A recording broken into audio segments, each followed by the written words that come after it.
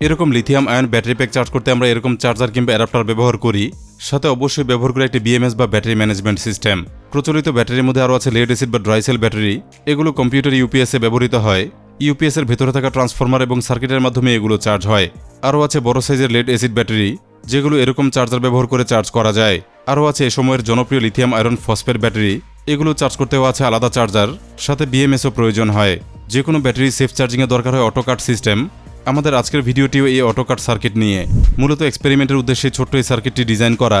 বিভিন্ন রকম ব্যাটারি কিংবা ব্যাটারি প্যাক এটা দিয়ে চার্জ করা যাবে। ব্যাটারি অনুযায়ী অটো কাট ভোল্টেজ সেট করার সুবিধা আছে। চলুন সবাই মিলে দেখব সার্কিটটি কাজ করে কিনা, কিংবা বাস্তবে এটা কতটা কাজের।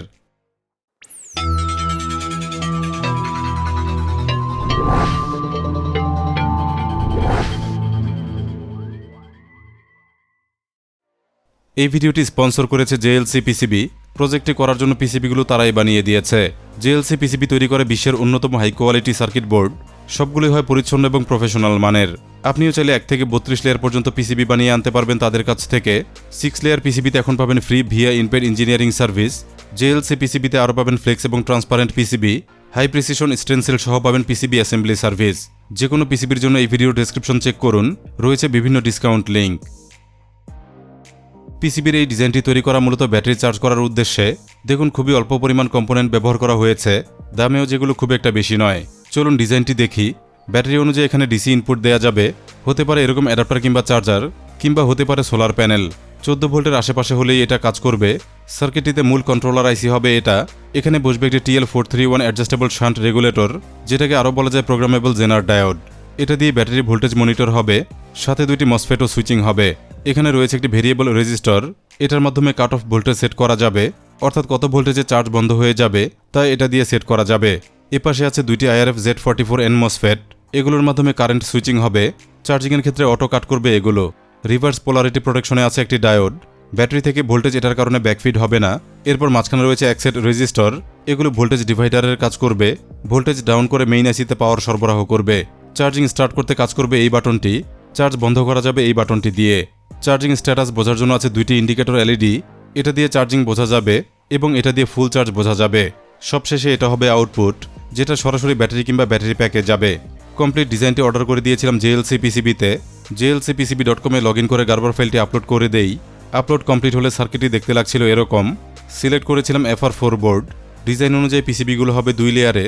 পিসিবির সাইজ এখানে অটোমেটিক ডিটেক্ট করে নেয়। কোয়ান্টিটি দিয়েছিলাম 5 পিস। থিকনেস দিয়েছিলাম 1.6 মিলিমিটার।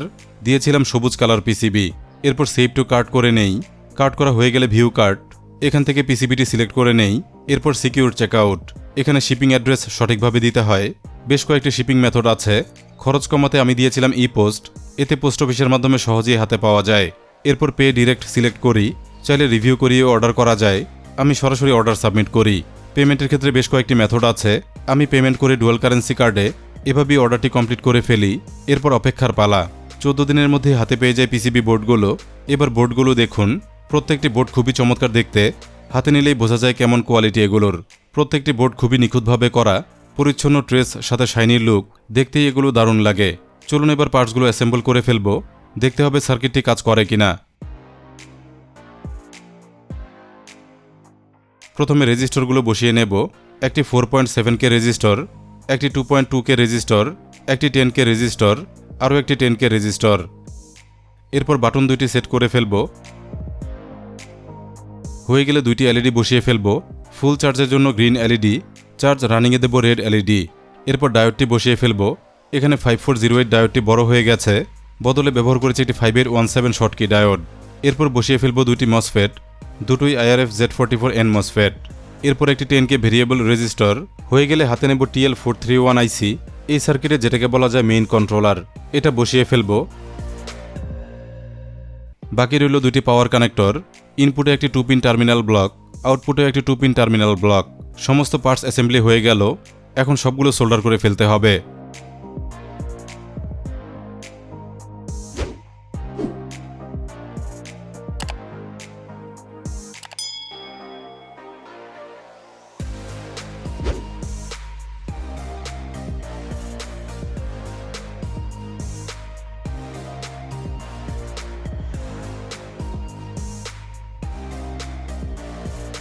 সোল্ডার হয়ে গেলে দেখতে হলো এরকম। বাড়তি লেগগুলো এখন কেটে ফেলতে হবে।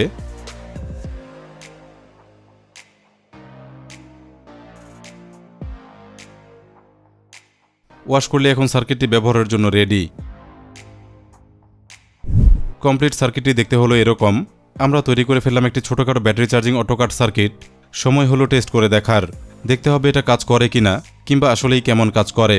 সার্কিটটি টেস্ট করতে আমি এই অ্যাডাপ্টারটি ব্যবহার করব। এটা 14 ভোল্ট 3 অ্যাম্পিয়ারের একটি এসএমপিএস ডিসি অ্যাডাপ্টার। 12 ভোল্টের ব্যাটারি কিংবা ব্যাটারি প্যাক এটা দিয়ে চার্জ করা যাবে। ক্লাস ডি অডিও অ্যাম্প্লিফায়ারগুলো এটা দিয়ে দারুণভাবে চলে। খুবই ভালো কোয়ালিটির এই অ্যাডাপ্টারগুলো চাইলে কিনতে পারবেন। ডেসক্রিপশনে লিঙ্ক দেওয়া থাকবে। অ্যাডাপ্টার থেকে এখন কানেকশন দেবো সার্কিটের ইনপুটে। এজন্য ডিসি পোর্ট থেকে এলিগেটর ক্লিপ বের করে নিয়েছি। সার্কিটের ইনপুটে এগুলো কানেক্ট করা যাবে। তবে তার আগে অ্যাডাপ্টারের ভোল্টেজ আমাদের অবশ্যই চেক করে নিতে হবে। অ্যাডাপ্টারের ক্লিপ দুইটি মাল্টিমিটারে চেক করে নেব। আমরা দেখতে পাচ্ছি 15 ভোল্টের সামান্য বেশি আছে। এই ভোল্টেজে আমাদের কাজ চলে যাবে। এবার সার্কিটে লাগিয়ে টেস্ট করার পালা। সার্কিটের ইনপুটে ক্লিপগুলো কানেক্ট করব। কানেকশন কমপ্লিট করা মাত্রই স্পার্ক হচ্ছিল। সাথে অ্যাডাপ্টারে থাকা এলইডি খেয়াল করুন। কানেকশন করা মাত্রই লাইটটি অনেকটাই ডিম হয়ে যাচ্ছে। এটার মানে বোঝা সার্কিট ডিজাইনে কোথাও সমস্যা আছে। পুরো সার্কিটটি এরপর চেক করেছি। দেখলাম ইনপুট কানেকশনটি সম্পূর্ণই শর্ট হয়ে আছে। প্রথমত পেলাম বাটনের ট্রেসিংয়ে ভুল ছিল। টোটাল 3টি ভুল পেয়েছি ডিজাইনটিতে। পিসিবি ডিজাইনে এরকম ভুল মাঝে মধ্যেই হয়। যাই হোক, চেষ্টা করেছি নতুন পিসিবি না এনে সলভ করার। যদিও সম্পূর্ণ সলভ হয়নি, তবে সার্কিটটি ব্যবহারযোগ্য করা গেছে। এরপর সার্কিটটি দিয়ে আমি 3S lithium battery pack charge করার চেষ্টা করেছি। এগুলো ফুল চার্জে 12.6 ভোল্টের হয়ে থাকে, কিন্তু যেহেতু ব্যাটারি সেলগুলো পূর্ণ হলে চার্জিং ভোল্টেজ কমে যায়, এজন্য আমি 12.6 ভোল্ট রাখিনি। Full charge cut off voltage রেখেছি প্রায় 12.4 ভোল্টের মতো। আপার কাট ভোল্টেজ সেট করার জন্য একটি ট্রিম পট আছে। এটা ঘুরিয়ে ফুল চার্জ ভোল্টেজ সেট করে দেওয়া যায়। সার্কিটটি চার্জিং মোডে নিতে হয়। চার্জিং মোডে রেড এলইডি জ্বলে থাকে। এরপর ব্যাটারি প্যাকটি আমি চার্জে দিয়ে রেখেছিলাম। ব্যাটারি প্যাকে অনেকটাই চার্জ ছিল। ফুল চার্জ হতে বেশি সময় লাগেনি। চার্জ কমপ্লিট হলে দেখুন গ্রিন এলইডি জ্বলছে, অর্থাৎ চার্জ ফুল হয়ে গেছে। সিম্পল এই সার্কিটটি দিয়ে শুধুমাত্র লিথিয়াম ব্যাটারি প্যাকই নয়, লেড অ্যাসিড কিংবা ড্রাইসেল অথবা ফসফেট ব্যাটারি প্যাকও চার্জ করা সম্ভব। তবে এই সার্কিটে কারেন্ট কিংবা এম্পিয়ার কন্ট্রোল নেই। শুধুমাত্র আপার ভোল্টেজে অটোকাট হিসেবে কাজ করে। ভবিষ্যতে আমরা আরও অ্যাডভান্সড চার্জিং সার্কিট তৈরি করব, যেটা এম্পিয়ার কন্ট্রোলও থাকবে। অটোকাট সার্কিট নিয়ে এই ছিল আজকের ভিডিও। আশা করছি ভিডিওটি সবারই ভালো লেগেছে। ভালো লাগলে অবশ্যই লাইক দিয়ে যাবেন। চ্যানেলটি সাবস্ক্রাইব করে বেল বাটনটি অন করে রাখবেন। ফেসবুকে দেখলে পেজটি ফলো দিয়ে রাখবেন। ধন্যবাদ সবাইকে ভিডিওটি দেখার জন্য।